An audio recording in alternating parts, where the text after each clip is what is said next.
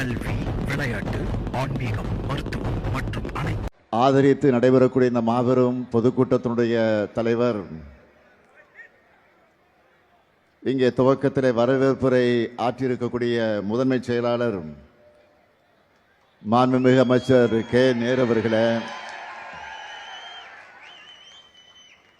கழகத்தினுடைய துணை பொதுச் செயலாளர்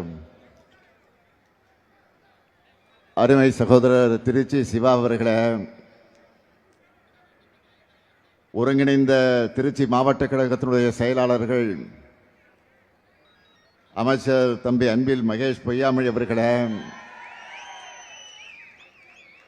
வைரமணி அவர்களே, காடுவெட்டி தியாகராஜன் அவர்களே, நாடாளுமன்ற உறுப்பினர் மறுமலர்ச்சி திராவிட முன்னேற்ற கழகத்தைச் சார்ந்த அருமை தம்பி துரை வைகோ அவர்களே,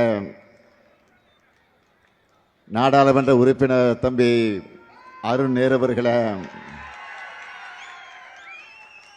வருகை தந்திருக்கக்கூடிய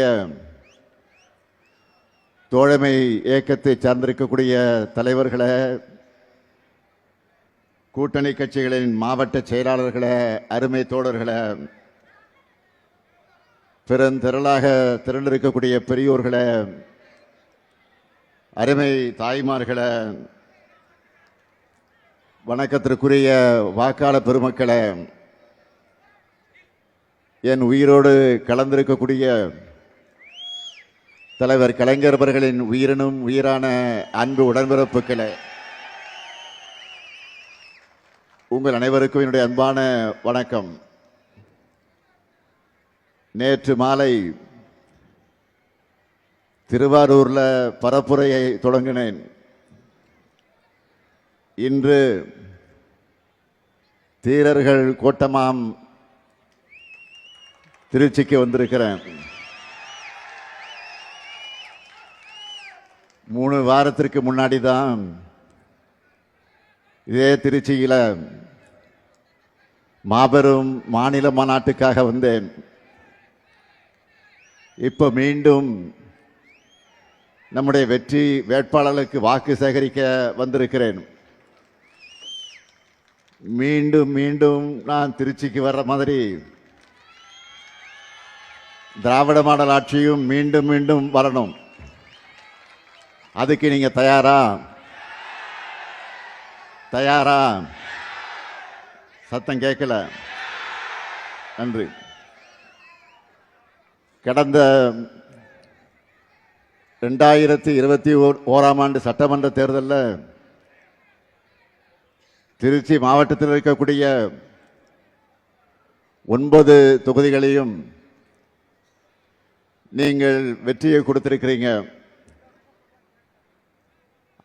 நீங்கள் தந்த அந்த வெற்றியால் 2 சிறப்பான அமைச்சர்களை தமிழ்நாட்டிற்கு நீங்கள் தந்திருக்கீங்க. இந்த முறையும் திருச்சியில முழு வெற்றி, 100% வெற்றி தருவீங்களா? இன்னும் சத்தமா சொல்லுங்க. மகிழ்ச்சி. நன்றி. திருச்சி மேற்கு சட்டமன்ற தொகுதியினுடைய நமது வெல்லும் வேட்பாளர், திருச்சியின் வீரர்,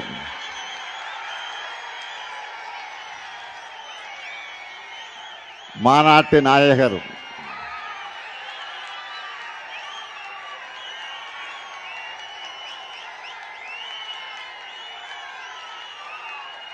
மாநாட்டு நாயகர், கழகத்தின் முதன்மை செயலாளர்,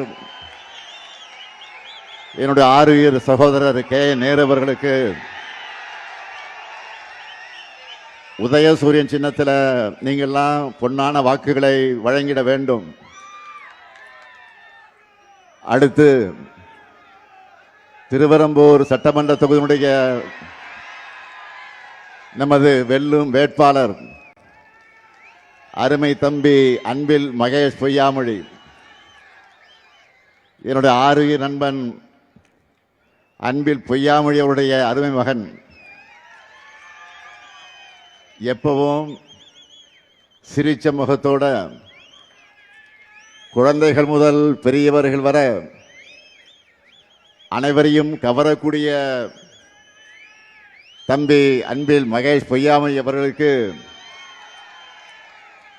திருவெரும்பூர் மக்கள் உதயசூரியன் சின்னத்தில் உங்களுடைய பொன்னான வாக்குகள் அளித்து அவரை வெற்றி பெற வைக்கணும். அடுத்து திருச்சி கிழக்கு சட்டமன்ற தொகுதியினுடைய நமது வெல்லும் வேட்பாளர் சகோதரர் இனிகோ இருதராஜ் அவர்கள் சிறுபான்மை மக்களுக்காக என்கிட்ட எப்பவும் பேசி எதையும் சாதிக்கக்கூடிய ஆற்றலை படைத்தவர். தொகுதி மக்களோட ஏற்கனவே 2 கலந்தவர். நல்ல வெயிட்டான வேட்பாளர் சகோதரர் இனிகோ இருதராஜ் அவர்களுக்கு உதயசூரியன் சின்னத்தில் வாக்களித்து திருச்சி கிழக்கு மக்கள் அந்த வெற்றியை தேடித்தர வேண்டும் என்று நான் கேட்டுக்கொள்கிறேன். அடுத்து லால்குடி சட்டமன்ற தொகுதிக்கு நமது வெல்லும் வேட்பாளர் பாரிவள்ளல் அவர்கள் அவருடைய பெயருக்கு ஏற்றவாறு மக்களுக்கு நிச்சயம் தொண்டாற்றக்கூடியவர். கழகத்திற்காக உழைத்த தந்தை தங்கவேல் அவர்களுடைய வழியிலே வந்திருக்கக்கூடிய தம்பி பாரிவள்ளலுக்கு லால்குடி மக்கள் உதயசூரியன் சின்னத்தில் ஆதரவு தந்து வெற்றியை தேடி தந்திட வேண்டும். அடுத்து மண்ணச்சநல்லூர் சட்டமன்ற தொகுதியினுடைய நமது வெல்லும் வேட்பாளர்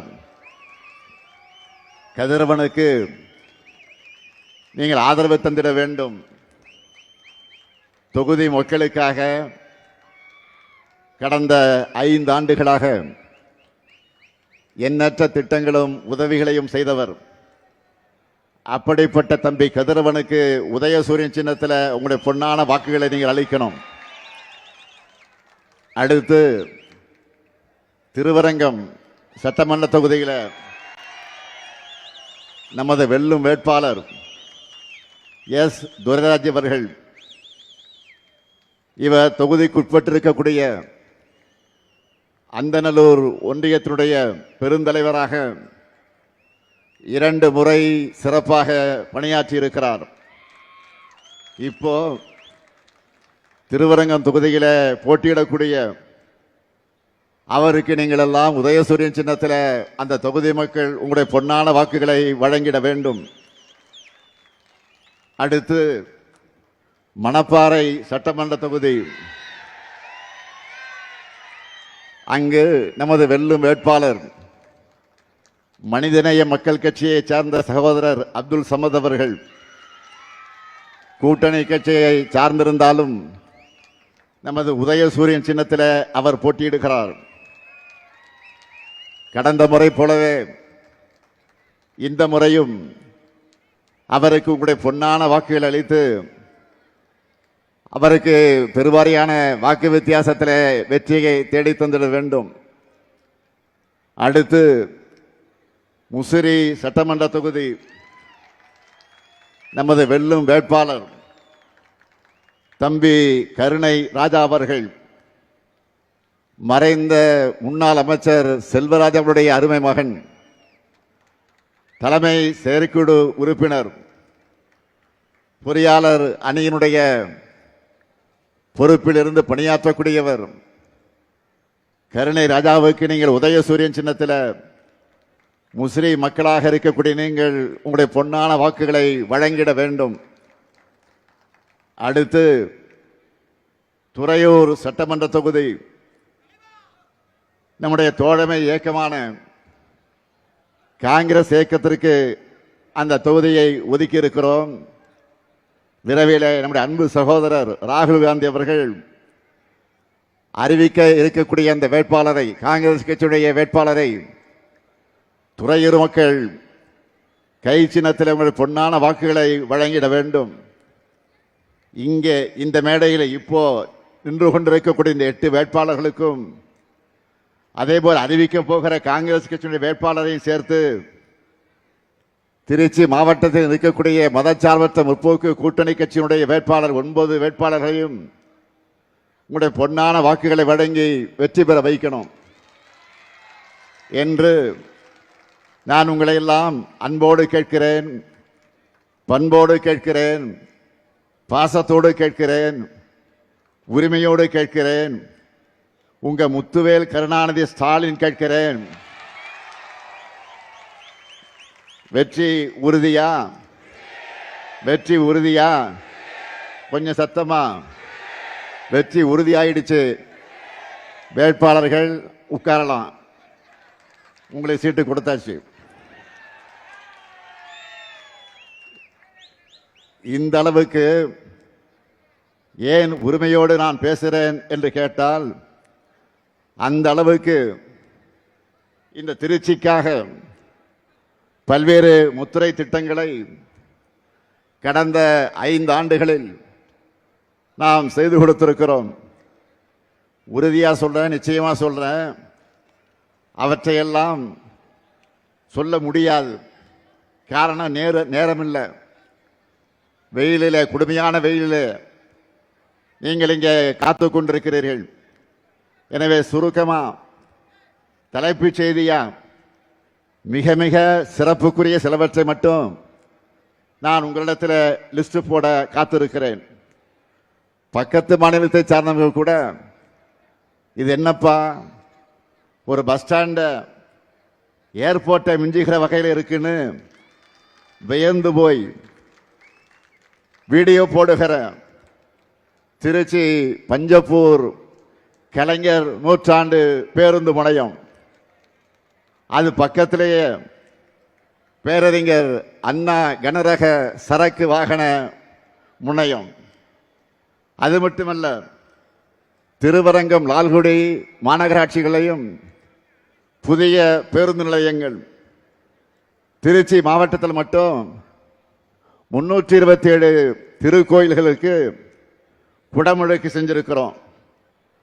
பள்ளி கல்வித்துறையை இன்றைக்கு கட்டி காத்து கொண்டிருக்கக்கூடிய அப்படிப்பட்ட அமைச்சரை தந்த உங்க மாவட்டத்தில் 2 மாதிரி பள்ளிகளை கட்டி இருக்கிறோம். உங்க மாவட்டத்துக்கு மட்டுமே நம்முடைய நேரு அவர்கள் 9 கூட்டு குடிநீர் திட்டங்களையும் 18 மறுசீரமைப்பு குடிநீர் திட்டங்களையும் செஞ்சு கொடுத்திருக்கிறார். திருவரம்பூர் சட்டமன்ற தொகுதி சூரியூர்ல மினி ஸ்டேடியம் மற்றும் ஜல்லிக்கட்டு மைதானம், துறையூர்ல புதிய அரசு கலை மற்ற அறிவியல் கல்லூரி, சமயபுரத்தில் 10 ஆண்டுகளுக்கு பிறகு தங்கத்தேர் உலா, மணப்பாறையில் சிப்காட் தொழிற்பூங்கா. இது மட்டுமல்ல, கூடிய விரைவில் நம்முடைய திராவிட மாடல் 2.0 ஆட்சியில் அதனுடைய தொடக்கத்தில் திறந்து வைக்க போகக்கூடிய பெரிய திட்டங்கள் என்னன்னு இப்போ சொல்றேன். டிவிஎஸ் டோல்கேட் பகுதியில் பெருந்தலைவர் காமராஜர் பேரில் அமைய இருக்கக்கூடிய பிரம்மாண்டமான நூலகம், பஞ்சப்பூர்ல டைடல் பூங்கா, சூரியூர்ல மிகப்பெரிய ஒலிம்பிக் அகாடமி ஆகியவற்றை விரைவில் நாம் உங்களுடைய அன்போடு ஆதரவோடு வெற்றி பெற்று ஆட்சிக்கு வந்ததற்கு பிறகு விரைவில் அதை திறந்து வைக்க இருக்கிறோம். நான் சொல்லியிருக்கக்கூடிய அனைத்தும் மகா திட்டங்கள். திருச்சியினாலே அது பிரம்மாண்டம் தான். அதனால தான் உங்க மாவட்டத்தில் இருக்கக்கூடிய எல்லா தொகுதி மக்களுக்காகவும் இப்படி பிரம்மாண்டமான திட்டப்பணிகளை நாம செஞ்சு கொடுத்திருக்கிறோம். இவை தவிர இன்னும் ஆயிரக்கணக்கான திட்டப்பணிகளை தொகுதி வாரியாக செஞ்சு கொடுத்திருக்கிறோம். தலைநகர் சென்னைக்கு சவால் விடுகிற வகையில் திருச்சி இன்றைக்கு தரம் உயர்ந்து வந்து கொண்டிருக்கிறது. இதை என்னால நெஞ்சு நிமித்தி சொல்ல முடியும். மொத்தமாக டோட்டல் போட்டா நான் பெருமையோடு சொல்லுகிறேன், கடந்த 5 வருஷத்துல இந்த திருச்சிக்காக 26,066 கோடி ரூபாய் மதிப்பீட்டில் மக்கள் நல திட்டங்கள் செயல்படுத்தப்பட்டிருக்கு. அதனால தான் உங்களிடத்தில் நான் உரிமையோடு உங்ககிட்ட வாக்கு கேட்க வந்திருக்கிறேன். 2021ஆம் ஆண்டு எங்க மேல நீங்கள்லாம் நம்பிக்கை வச்சு எங்களை ஆதரித்து பொறுப்புல உட்கார வச்சீங்க. உங்களுடைய நம்பிக்கையை நான் இன்றைக்கு காப்பாற்றி இருக்கிறேன். கொடுத்த வாக்குறுதிகளை நாங்கள் இன்றைக்கு நிறைவேற்றி காட்டியிருக்கிறோம். கொடுக்காத பல வாக்குறுதிகளையும் செயல்படுத்திக்கிட்டு இருக்கிறோம். திராவிட மாடல் அமைச்சதும் அது அமைந்ததும் மகளிருக்கு கட்டணமில்லா விடியல் பயண வசதி செஞ்சு தருவோம்னு சொன்னேன். முதலமைச்சரான முதல் நாளே பதவியேற்றுக்கொண்டு கோட்டைக்கு சென்று முதல் கையெழுத்து போட்டேன். மகளிர் எல்லாரும் இன்றைக்கு டவுன் பஸ்ஸில் கட்டணம் இல்லாமல் பயணிக்கிறாங்களா இல்லையா? சொல்லுங்க, பயணிக்கிறாங்களா இல்லையா? மகளிருக்கு மாதந்தோறும் உரிமை தொகையா 1000 ரூபாய் வழங்குவோம்னு சொன்னோம். 1,31,00,000 மகளிருக்கு மாதந்தோறும் உரிமை தொகை வழங்குகிறோம். உண்டா இல்லையா? இப்போ நம்மை பார்த்துத்தான் மற்ற மாநிலங்களும் கொடுக்க தொடங்கி இருக்கிறாங்க. காலை உணவு திட்டம் வாக்குறுதியில சொல்லாத திட்டம். 19 லட்சம் பிள்ளைகள் சூடான சுவையான காலை உணவை சாப்பிட்டு விட்டு வந்து படிக்கிறாங்க. நான் முதலும் திட்டமும் தேர்தல் அறிக்கையில் சொல்லப்படவில்லை. 48 லட்சம் திறன் பயிற்சி சான்றிதழ்களை நம்முடைய இளைஞர்கள் நான் முதல் திட்டத்தில் இன்றைக்கு பெற்றிருக்கிறாங்க. அரசு பள்ளி மாணவர்கள் உயர்கல்வியில் சேருவதை உறுதி செய்ய உருவாக்கப்பட்ட திட்டம்தான் புதுமை பெண் தமிழ் புதல்வன் திட்டங்கள். 9 லட்சம் மாணவ மாணவிகளுக்கு மாதம் 1000 ரூபாய் வழங்கப்படுகிறது. கடந்த ஜனவரி மாதம் பொங்கல் திருவிழாவை முன்னிட்டு நீங்கள் எல்லாம் சிறப்பாக கொண்டாட 3000 ரூபாய் வழங்கணும். 3000 ரூபாய் பொங்கல் பரிசு எல்லாருக்கும் வந்துச்சா? மகளிர் உரிமை தொகையை தேர்தலை காரணம் காட்டி தடுக்க நினைச்சாங்க. அதையும் முன்கூட்டியே தெரிஞ்சுக்கிட்டு 3 மாதங்களுக்கான தொகையும் கோடைகால சிறப்பு நிதியும் சேர்த்து 2000 சேர்த்து 5000 ரூபாய் அட்வான்ஸாக கொடுத்தோம். 5000 ரூபாய் உங்களுக்கு வந்துச்சா இல்லையா? அரசு ஊழியர்களுடைய நீண்ட ஆண்டு கால பிரச்சனை சற்றேறக்குறைய 23 ஆண்டு கால கோரிக்கையை நிறைவேற்றி சொன்னபடியே உறுதியளிக்கப்பட்ட ஓய்வூதிய திட்டத்தை செயல்படுத்தி இன்றைக்கு சாதனை படைத்திருக்கிறோம். இவை எல்லாத்துக்கும் மேல தமிழ்நாட்டில் ஜாதி கலவரம் இல்லை, பாஜக ஆளுகிற மாநிலத்தை போல மத கலவரங்கள் இல்லை, உத்தரப்பிரதேசத்தை போல கும்பல் வன்முறை இல்லை, மணிப்பூர் மாதிரி தொடர் வன்முறைகள் இல்லை. இப்படி எல்லாம் உருவாக்கணும்னு பாஜக செஞ்ச சூழ்ச்சிகளையும் நாம முறியடிச்சிருக்கிறோம். அமைதியான சூழலும் திறமையான மனித வளமும் நம் ஆட்சியில் இருக்கிற காரணத்தால் தான் இன்றைக்கு முதலீடுகளும் தமிழ்நாட்டில் வந்து குவிந்து கொண்டிருக்கிறது. இந்த வளர்ச்சியை அடுத்த கட்டத்துக்கு கொண்டு போகணும். அதுக்கான தெளிவான செயல் திட்ட அறிக்கையா திமுக தேர்தல் அறிக்கையை நாங்கள் வெளியிட்டிருக்கிறோம். அதில் நான் சொல்லியிருக்கக்கூடிய அறிவிப்புகள் எல்லாம் பல இருக்கிறது. ஆனால் நீங்கள் செய்திகளை பார்த்துருப்பீங்க. ஹைலைட்டாக பெரும் வரவேற்பை பெற்றிருக்கக்கூடிய சில வாக்குறுதிகளை மட்டும் நான் சொல்கிறேன். மாதந்தோறும் 1000 ரூபாய் மகளிர் உரிமை தொகை என்பதை டபுள் மடங்காக்கி இனி 2000 ரூபாயாக உயர்த்தி வழங்க போகிறோம். என்ன மகிழ்ச்சி தானே? மகிழ்ச்சியா இல்லையா? அதேபோல் புதுமை பெண் தமிழ் பெண் திட்டத்தில் கல்லூரிக்கு போகிற மாணவர்களுக்கு இப்போ மாதம் 1000 ரூபாய் வழங்கிட்டு வரோம். இனி அது 1500 ரூபாயாக உயர்த்தி வழங்கப்படும்.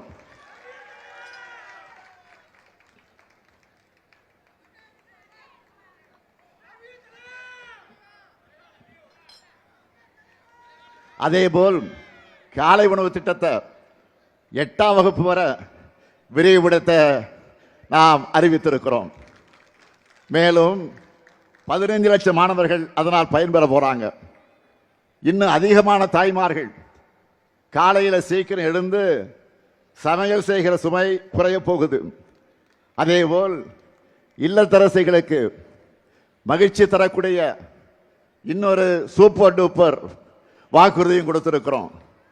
இல்லத்தரசிகள் தங்களுடைய வீட்டுக்கு தேவையான washing machine, fridge, TV, grinder, mixie, microwave அவன், இண்டக்ஷன் அடுப்பு போன்ற வீட்டு உபயோகப் பொருட்களை புதுசாக வாங்கவும் அல்லது ஏற்கனவே பயன்படுத்தி வர இத்தகைய பொருட்களை கொடுத்துட்டு அதுக்கு பதிலாக வேற வாங்கிக்கவும் இல்லத்தரசி என்ற புதிய திட்டம் செயல்படுத்தப்படும். அதுவும் நீங்க வசிக்கிற பகுதிகளில் உள்ள உங்களுக்கு பிடிச்ச கடையில் உங்களுக்கு பிடிச்ச கம்பெனி உங்களுக்கு பிடிச்ச மாடலாக பார்த்து இந்த பொருட்களை நீங்க வாங்கிக்கலாம். இதுக்காக ஒவ்வொரு குடும்பத்துக்கும் எவ்வளவு ரூபாய் கூப்பன்? எவ்வளவு ரூபாய் கூப்பன்? தலா 8000 ரூபாய் மதிப்பிலான கூப்பன் கொடுத்துட போறோம்னு அறிவிச்சிருக்கிறோம். இன்னைக்கு தமிழ்நாடு முழுக்க இதை பற்றி தான் ஒரே பேச்சா இருக்கு. நம்ம பெண்கள் ஒரு சேலை வாங்கினா கூட அவங்களுக்கு பிடிச்ச கடையில் அவங்களுக்கு பிடிச்ச டிசைனில் அவங்களுக்கு பிடிச்ச கலரில் வாங்கணும்னு நினைப்பாங்க. அதை மனசில் வச்சு தான் இந்த திட்டத்தை உருவாக்கி இருக்கிறோம். இல்லத்தரசி திட்டத்தில் என்ன வாங்கணும், எப்படி வாங்கணும், எல்லாமே உங்கள் சாய்ஸ் தான். அதே போல் உலகுக்கே உணவளிக்கக்கூடிய, உழவர்களை மதிக்கக்கூடிய, அவர்களை மகிழ்விக்க ஒரு மாபெரும் அறிவிப்பை வெளியிட்டிருக்கிறோம். இலவச மின்சாரம் பெறக்கூடிய 20 லட்சத்திற்கும் மேற்பட்ட விவசாயிகளுக்கு எந்தவித மீட்டரும் பொருத்தப்படாத நவீன மின்சார பம்பு செட்டுகள் வழங்கப்படும். எல்லாரும் பழைய பம்பு செட்டு வச்சிருக்கிறவங்க ஒருவேளை வச்சிருப்பீங்க. சிலது அடிக்கடி ரிப்பேர் ஆகும், அதிக கரண்ட் செலவாகும், அதிக விலை கொடுத்து வாங்க முடியாத நிலையில் இருப்பீங்க. அதை நம்ம திராவிட மாடல் ஆட்சியில் அரசே இனி வாங்கி தரும். நெல் கொள்முதல் விலை குவிண்டால் ஒன்றுக்கு 3500 ரூபாயாக உயர்த்தி வழங்கப்படும். கரும்பு கொள்முதல் விலை டன் ஒன்றுக்கு 4500 ரூபாயாக உயர்த்தி வழங்கப்படும். பால் கொள்முதல் விலை லிட்டர் ஒன்றுக்கு 5 ரூபாய் உயர்த்தி வழங்கப்படும். முதியோர் உதவித்தொகை இனி மாதம் 2000 ரூபாயாக உயர்த்தி வழங்கப்படும். மாற்றுத்திறனாளிகளுக்கான உதவித்தொகை 2500 ரூபாயாக உயர்த்தி வழங்கப்படும். இன்னும் இருக்கு, மீன்பிடி தடைகால சிறப்பு நிவாரண தொகை 8000 ரூபாயிலிருந்து 12000 ரூபாயாக, மீன்பிடி குறைவு கால சிறப்பு நிவாரண தொகை 6000 ரூபாயிலிருந்து 9000 ரூபாயாக உயர்த்தி வழங்கப்படும். மகளிர் சுய உதவிக்குழு சகோதரிகள் நிறைய பேர் இங்கே வந்திருக்கிறீங்க. யாராவது மகளிர் சுய உதவிக்குழு சார்ந்தவர்கள் இருந்தால் கையை வச்சு காட்டுங்க பார்ப்போம். காட்டுறாங்க போகிறேன். மகளிர் சுய உதவிக்குழு, நன்றி நன்றி. உங்களை எல்லாம் பிஸ்னஸ் உமனா முன்னேற்றத்துக்காக அதற்கேற்ற வகையில் ஷூரிட்டி எதுவும் இல்லாமல் 5 லட்சம் ரூபாய் வரை மானியத்தோடு வங்கி கடன் வழங்கப்படும். பேரிடர்கால இழப்பீடுகளாக இரவை பாசன பயிர்கள் மற்றும் நெல் பயிர்களுக்கு ஹெக்டேர் ஒன்றுக்கு 25000 ரூபாயும், நீண்டகால பயிர்களுக்கு 27000 ரூபாயும், மானாவாரி பயிர்களுக்கு 12000 ரூபாயும் வழங்கப்படும். உயர்கல்வி படிக்கிற 35 லட்சம் மாணவர்களுக்கு அடுத்த 5 ஆண்டிற்குள்ளாக லேப்டாப் வழங்கப்படும். அடுத்து 5 ஆண்டுகள்ல 10,000 புதிய பேருந்துகள் இயக்கப்படும். அனைத்து சட்டமன்ற தொகுதிகளிலும் முதல்வர் படைப்பகங்கள் அமைக்கப்படும். தமிழ்நாட்டின் இதயமாக இருக்கிற இந்த டெல்டா மாவட்டங்களுக்கான சிறப்பு வளர்ச்சி திட்டம், இப்படி ஏராளமான வாக்குறுதிகளை நாம கொடுத்திருக்கிறோம். நாங்க சொன்னா செய்வோம், செய்வதைத்தான் சொல்வோம். நான் கலைஞரின் மகன். யாருடைய மகன்? யாருடைய மகன்? கலைஞருடைய மகன். சொன்ன வாக்குறுதிகளை மறக்கவும் மாட்டேன், மறுக்கவும் மாட்டேன். கடந்த 5 ஆண்டுகள்ல தமிழ்நாட்டினுடைய நிதிநிலையை சீராக்கி ஒவ்வொன்றா நாங்க நிறைவேற்றிட்டு வர திட்டங்களை அதுக்கு சாட்சி. தன்னோட 10 ஆண்டு கால ஆட்சியில தமிழ்நாட்டை எல்லா துறைகளிலும் படுகொலைக்கு தள்ளின அதிமுகவும் இந்தியாவை வரலாறு காணாத சரிவுக்கு கொண்டு போய் கொண்டிருக்கக்கூடிய பாஜகவும் சேர்ந்து அமைச்சிருக்கக்கூடிய கூட்டணிக்கு இந்த தேர்தலையும் வழக்கம் போல படுதோல்வியை தான் நீங்க பரிசா தரணும். தயாராயிட்டீங்களா? மக்களுக்கு நேரடியான 8,000 ரூபாய்க்கான கூப்பனை தரப்போறோம். நம்முடைய இல்லத்தரசு திட்டத்தை பார்த்து இன்றைக்கு வயிறு எரிஞ்சு அது ஊழலுக்கான திட்டம்னு சொல்றார். யாரு? பழனிசாமி சொல்றாரு. எந்த பழனிசாமி? சம்பந்திக்கு கான்ட்ராக்ட் கொடுக்கிறதுக்காகவே ஆட்சியை நடத்தின பழனிசாமி. திமுக செய்கிற ஒவ்வொரு திட்டமும் தரமானதாக இருக்கும். எடுத்துக்காட்டுக்கு சொல்றேன். தலைவர் கலைஞர் அவர்கள் 2006 தேர்தலின் போது கலர் டிவி வழங்குவோம்னு சொன்னார். ஆட்சி பொறுப்புக்கு வந்த உடனே கலர் டிவியுடைய கொள்முதல் நேர்மையாகவும் தரமானதாகவும் யாரும் குறை சொல்ல முடியாத வகையில் இருக்கணும்னு முடிவு செஞ்சு அதுக்கான டெண்டரை ஒப்பந்ததாரரை முடிவு செய்ய அனைத்து கட்சிகள் கொண்ட அதிமுகவை சேர்த்து, எதிர்கட்சியாக இருக்க அதிமுகவை சேர்த்து, அனைத்து கட்சி உறுப்பினர்களை சேர்த்து ஒரு குழுவை அமைச்சார். 2006ஆம் ஆண்டு செப்டம்பர் மாதமே கலர் டிவி வழங்குகிற அந்த விழாவை தொடங்கி 1.5 கோடிக்கு அதிகமான நம்முடைய தமிழர்களுடைய வீடுகளுக்கு கலர் டிவியை வழங்கணும். கிட்டத்தட்ட 20 வருஷம் ஆச்சு. இன்னைக்கும் பல வீடுகளில் கலர் டிவியா மட்டுமல்ல, கலைஞர் டிவியா அது நிலைச்சு நிற்குது. இதுக்கு பேர் தான் குவாலிட்டி. இதுவே அதிமுக ஆட்சியில் மிக்சி கொடுத்தாங்க, கிரைண்டர், மின் விசிறி கொடுத்தீங்களே, என்னாச்சு? காயிலாங்கல்ல இருக்கு.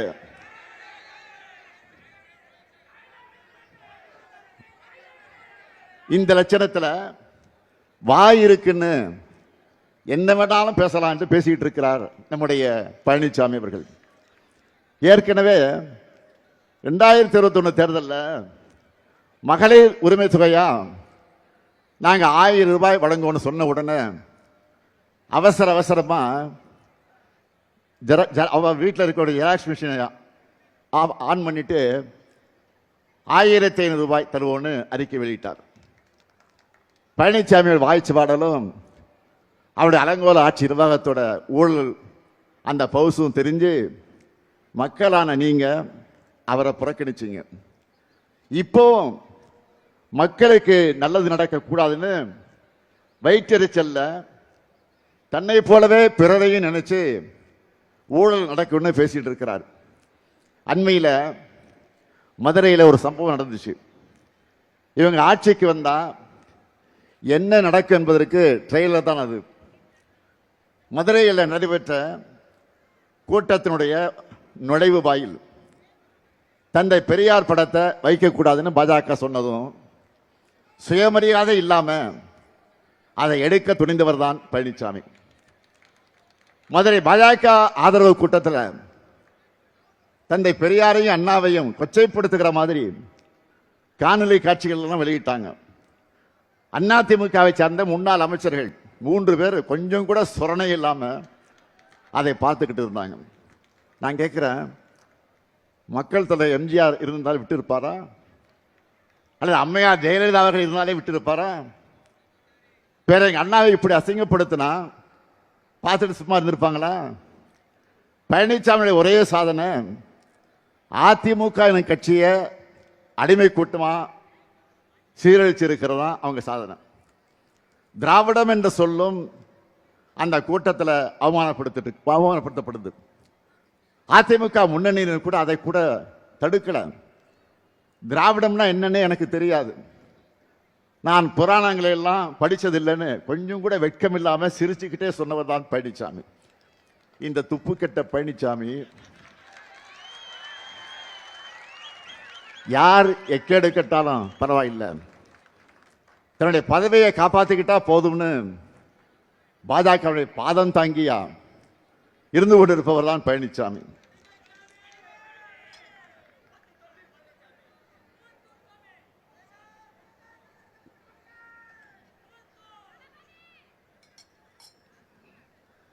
சிறுபான்மை சமூகத்துக்கும் இலங்கை தமிழருக்கும் துரோகம் இழைக்கக்கூடிய வகையில் குடியுரிமை திருத்த சட்டத்தை மாநிலங்களவையில் ஆதரித்து அதை நிறைவேற துணை போன கட்சி தான் அதிமுக.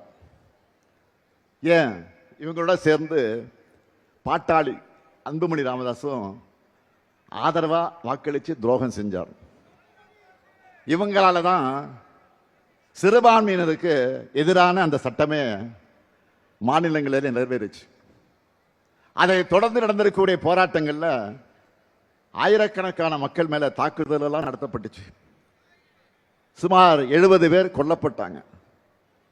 இவங்களோட இரத்தக்கரை இன்றைக்கு அதிமுக கையில் தான் இருக்கு. இவ்வளவுக்கும் பிறகும் பழனிசாமி என்ன பேசினார்? குடியுரிமை சட்டத்தால யாருக்கு எந்த பாதிப்பும் கிடையாது, எந்த முஸ்லீம் பாதிக்கப்பட்டார்னு காட்டுங்க என்று சொன்னவர் தான் பழனிசாமி. ஆனால் சிறுபான்மையின் வாக்கு வேணும்னு 2024 தேர்தலில் தனியா நின்று நாடகம் ஆடினப்போ சிஏ சட்டத்தை கண்டிக்கிறதா பல்டி அடிச்சார் பழனிசாமி. பாஜக மக்களுடைய பிரிவினையை ஏற்படுத்துறாங்க, சிஏ சட்டம் ஒரு வரலாற்று பிழைன்னு பிளேட்டை அப்படியே திருப்பி போட்டார் பழனிசாமி. நான் இப்போ கேட்கிறேன், மாண்புமிகு எதிர்க்கட்சி தலைவர் பழனிசாமி அவர்களை, நீங்க இப்போ அந்த சட்டத்தை ஆதரிக்கிறீங்களா எதிர்க்கிறீங்களா? தைரியம் என்றால் வெளிப்படையாக சொல்லுங்க. பழனிசாமி துரோக பட்டியல் இத்தோடு நிக்கல. 3 வேளாண் சட்டங்களை பாஜக கொண்டு வந்தப்போ கண்ணை மூடிக்கிட்டு அதையும் ஆதரிச்சார் இந்த பழனிசாமி. 3 வேளாண் சட்டங்களுக்கு எதிராக போராடின 8 மாநில விவசாயிகளை புரோக்கர்னு வசைபாடி கொச்சைப்படுத்தினார். இப்படி பாஜகவோட கூட்டணி சேர்ந்து முழுசா சந்திரமுகியாவே மாறி இருக்கிறார் பழனிசாமி. அதாவது முழு சங்கியாகவே மாறிவிட்டார். ஊர் ஊரா போய் அதிமுக கூட்டணியில எந்த பிரச்சனையும் இல்லைன்னு பழனிசாமி சொல்லிக்கிட்டு இருக்கிறார். பிரச்சனை இல்லைன்னா இதுக்காக அத்தனை தடவை டெல்லிக்கு போனீங்க? டெல்லிக்கு போய் அமித்ஷாவினுடைய அப்பாயின்மெண்ட்டுக்காக பல மணி நேரம் ஏன் காத்து கிடந்தீங்க? அது வேற வேற கார்ல மாறி மாறி போய் முகத்தை எல்லாம் மூடிக்கிட்டு ஏன் வெளியில வந்தார்? நான் கேட்கிறேன், கூட்டணிக்கு தலைமை அதிமுக தான் சொல்றாங்க. ஆனா எல்லா கட்சிகளும் பாஜக கிட்ட போய் ஏன் பேச்சுவார்த்தை நடத்தினாங்க? இது எப்படி தெரியுமா இருக்கு? மாப்பிள்ளை அவர்தான். ஆனால் அவர் போட்டிருக்கிற சட்டை என்னோடதுன்னு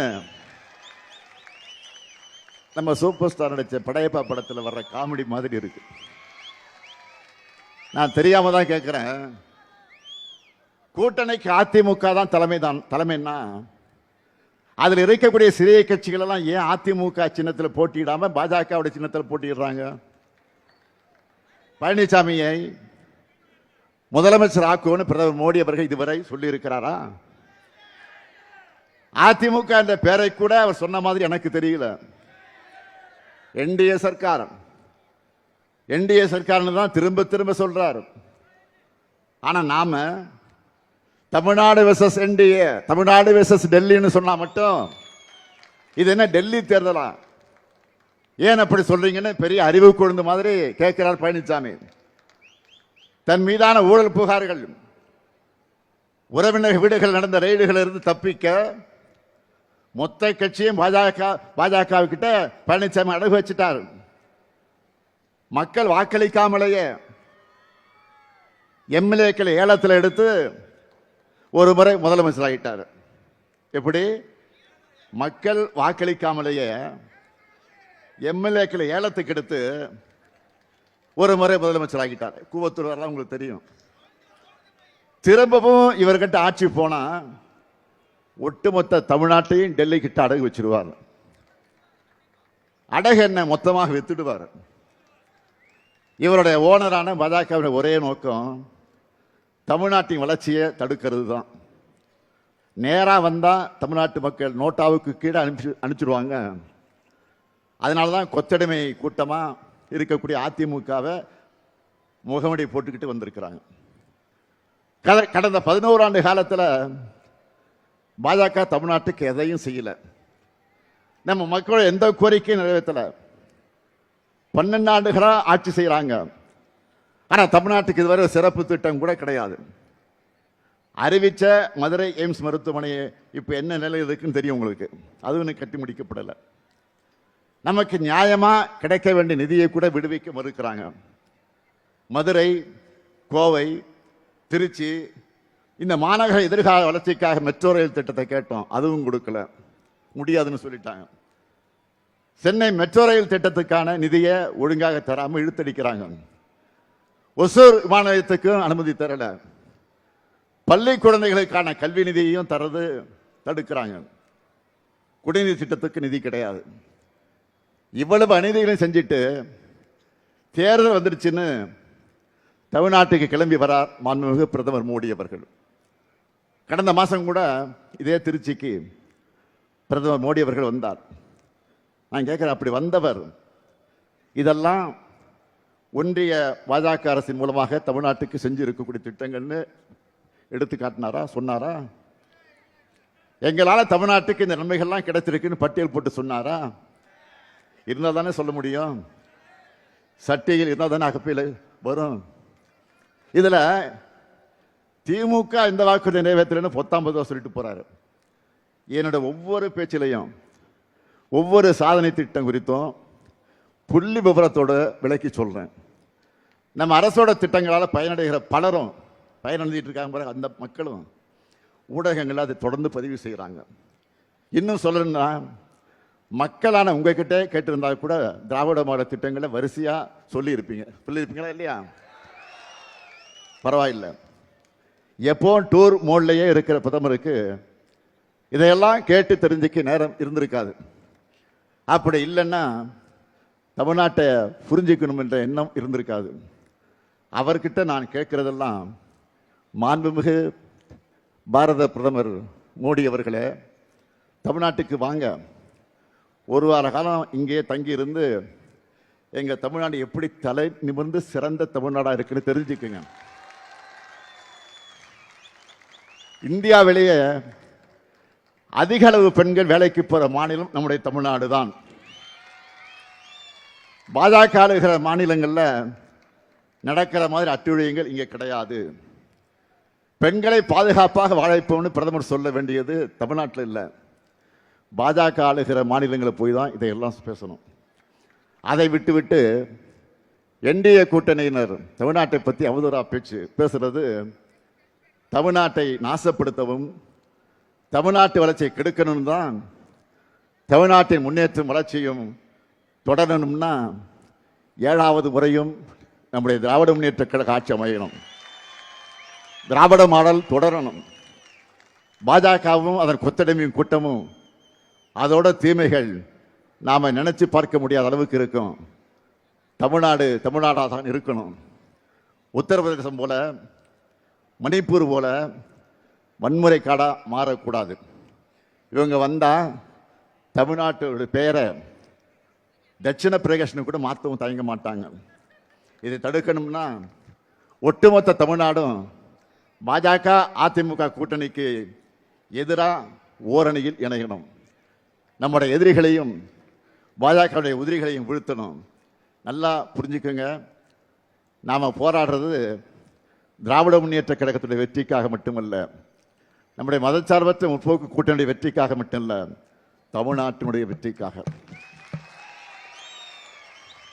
பாஜகவோட டப்பா இன்ஜின் முன்னாடி நம்ம திராவிட மாடலின் சூப்பர் ஃபாஸ்ட் இன்ஜின் ஒருபோதும் தலைகுனியாது. நம்ம ஸ்பீடு என்னன்னு காட்டிடலாமா? வெல்லப்போவது தமிழ்நாடு அணியா டெல்லி அணியா? ஒரு கை பார்த்துடலாமா? நடக்க இருக்கக்கூடிய இந்த ஜனநாயக போர்ல அரசியல் வெறுப்புகளெல்லாம் அப்பாற்பட்டு நம்ம தாய் தமிழ்நாட்டை காக்க எல்லோரும் திமுக தலைமையிலான மதச்சார்பற்ற முற்போக்கு கூட்டணி ஆதரிக்கணும். கலைஞரின் மகனா உங்ககிட்ட கேட்கிறேன், திராவிட முன்னேற்ற கழக கூட்டணிக்கு உங்க பொன்னான வாக்குகளை தாருங்கள். இது என்னுடைய கோரிக்கை மட்டுமல்ல, தமிழ்நாட்டு நலனில் அக்கறை கொண்ட ஒவ்வொருடைய கடமை. அதை உணர்ந்து திருச்சி மேற்கு சட்டமன்ற தொகுதியில் நம்மை வெல்லும் வேட்பாளர் திருச்சியின் தீரர் கே நேரு அவர்களுக்கு உதயசூரியன் சின்னத்தை வாக்களியுங்கள். திருச்சி கிழக்கு சட்டமன்ற தொகுதியில் வெல்லும் வேட்பாளர் இனிகோ இருதலை அவர்களுக்கு உதயசூரியன் சின்னத்தை வாக்களியுங்கள். திருவெரும்பூர் சட்டமன்ற தொகுதியில் நமது வெல்லும் வேட்பாளர் அன்பில் மகேஷ் பொய்யாமி அவர்களுக்கு வாக்களியுங்கள். அதேபோல் லால்குடி சட்டமன்ற தொகுதியில் நமது வெல்லும் வேட்பாளர் பாரிவள்ளலுக்கு உதயசூரியன் சின்னத்தில் நீங்கள் எல்லாம் வாக்களிக்கணும். மண்ணச்சேனலூர் சட்டமன்ற தொகுதியில் நமது வெல்லும் வேட்பாளர் கதிரவனுக்கு உதயசூரியன் சின்னத்தில் வாக்களிக்கணும். திருவரங்கம் சட்டமன்ற தொகுதியினுடைய நமது வெல்லும் வேட்பாளர் துரராஜ் அவர்களுக்கு உதயசூரியன் சின்னத்தில் வாக்களிக்கணும். மணப்பாறை சட்டமன்ற தொகுதியில் நமது வெல்லும் வேட்பாளர் மக்கள் கட்சி மனிதநேய மக்கள் கட்சியை சார்ந்த சகோதரர் அப்துல் சமத் அவர்களுக்கு உதயசூரியன் சின்னத்தில் வாக்களிக்கணும். முசிறி சட்டமன்ற தொகுதியில் நமது வெல்லும் வேட்பாளர் கருணை ராஜாவுக்கு உதயசூரியன் சின்னத்தில் வாக்களிக்கணும். துறையூர் சட்டமன்ற தொகுதியில் நமது வெல்லும் வேட்பாளர் காங்கிரஸ் கட்சியை சார்ந்த நம்முடைய ராகுல் காந்தி அறிவிக்கிற வேட்பாளருக்கு கை சின்னத்தில் மிகப்பெரிய வெற்றி தேடித்தரணும்னு கேட்டு உங்கள் பொன்னான வாக்குகளை உதயசூரியனுக்கு வழங்குங்கள் என்று கேட்டு விடைபெறுகிறேன். நன்றி, வணக்கம்.